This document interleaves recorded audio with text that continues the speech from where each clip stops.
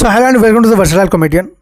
अच्छा, स्कूल में जब हम होते हैं ना तो एक चीज़ हमें बहुत ज़्यादा सिंसियरली समझाई जाती है कि बेटा कुछ भी करना, स्कूल में ऐसी कोई चीज़ मत लाना जो नहीं लेनी चाहिए बिल्कुल, जैसे मोबाइल फ़ोन।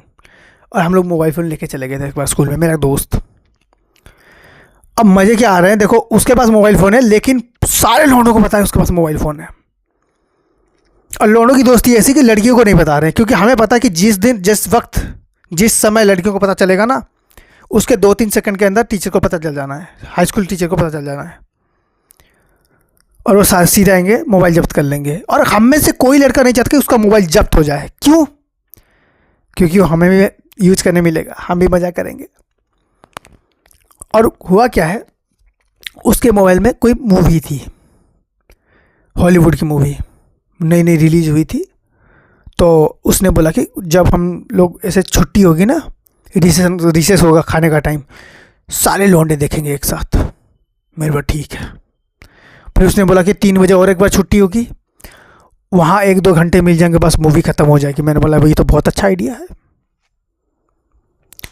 और शायद वो मूवी जो है वो पायरेट्स ऑफ द कैरिबियन थी, जितना हमें याद है। हम लोग खुशी से पागल भाई, उस टाइम पे ऐसी मूवियाँ नहीं बनती थी। और उस टाइम में ना ये मूवियाँ कल्ट होती थी हमारे लिए, बिल्कुल रियल कल्ट। जैसे हमने हॉलीवुड की ऐसी कोई pirates of the Caribbean movie देखी ना, हमने बड़े से बड़े हॉलीवुड बॉलीवुड मूवी को कहते थे यार ये मूवी किसी काम की नहीं होती। हमें जैक स्पैरो बनना था उस टाइम पे। बस बंदे ने ना हर बंदे को दिखा दिया था उसका ट्रेलर, हमारे सबके अंदर उम्मीद जग गई थी। फिर क्या होता है, अचानक एक लड़की की नज़र पड़ जाती है, क्योंकि वो लोग मोबाइल, भाई वो बंदे मोबाइल रख ही नहीं रहे अंदर, बैग के अंदर रख ही नहीं रहे, बाहर ही रख रहे हैं। तो लड़की ने देख लिया, लड़की ने सीधा कंप्लेंट कर दिया, मैडम आ गई। अब मोबाइल फ़ोन छुपा दिया गया है बिल्कुल पूरी तरीके से, बंदे साइलेंट में भी रखे हुए हैं, तो कोई टेंशन वाली बात नहीं है।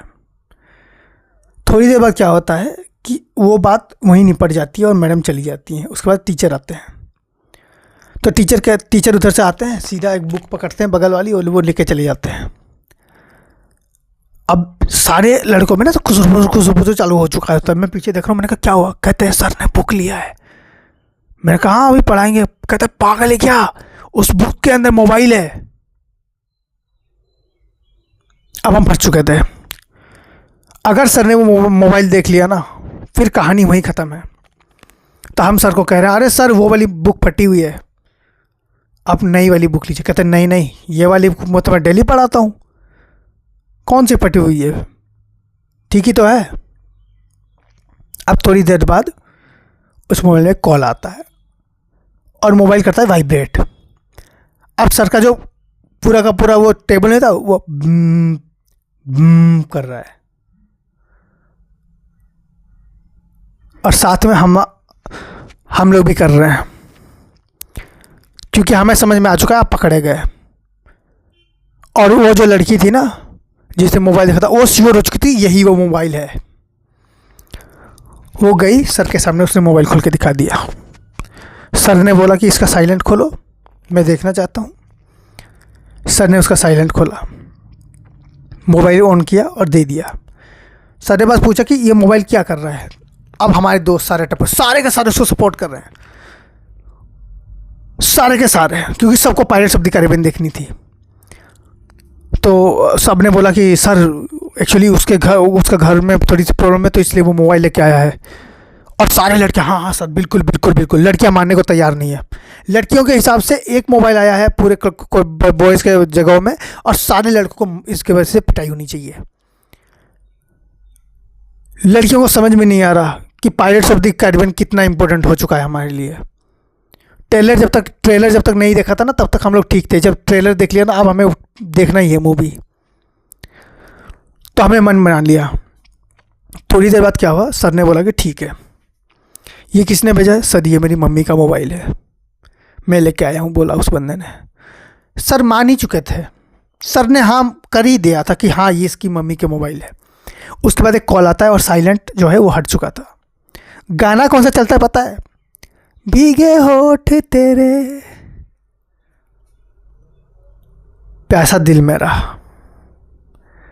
सर ने कहा ये तुम्हारी मम्मी का मोबाइल है? मेरा दोस्त कहता हाँ सर। कह रहा तुम्हारी मम्मी ऐसे रिंगटोन रखती है? अब वहाँ पर एक बंदा अपनी बलिदान देने के लिए आगे आ चुका था।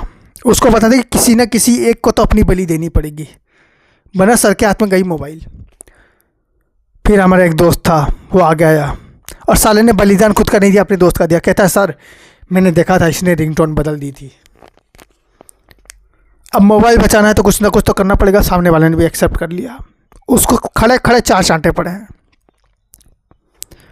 फिर क्या हुआ कि सर ने बोला कि ठीक है, मोबाइल तुम्हारी मम्मी का है ना? हाँ, ये मेरे पास रहेगा। सर नहीं, वो छुट्टी में, हाँ हाँ वो खाने वाली छुट्टी में ना, वहाँ पर मैं दे दूँगा, लेकिन जब तक ये क्लास चल रहा है वो मेरे पास रहेगा। वो सब ने राजी खुशी हाँ भी भर ली कि भाई ठीक है सर के पास रहेगा। अब मोबाइल सर के पास है। अब बात होते होते क्या हुआ कि सर ने बोला कि चलो ठीक है, मैं इस मोबाइल में अपने आप को, अपना नंबर इसमें सेव कर देता हूँ, तुम लोग मुझे कॉल कर सकते हो, बोल के सर ने अपने तरफ जेस्चर दिखाया।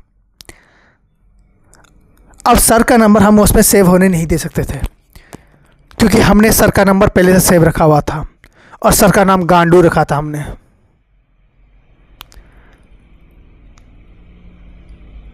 हम फंस चुके थे पूरी तरीके से। और ये बात नहीं थी कि सर का नाम गांडू था।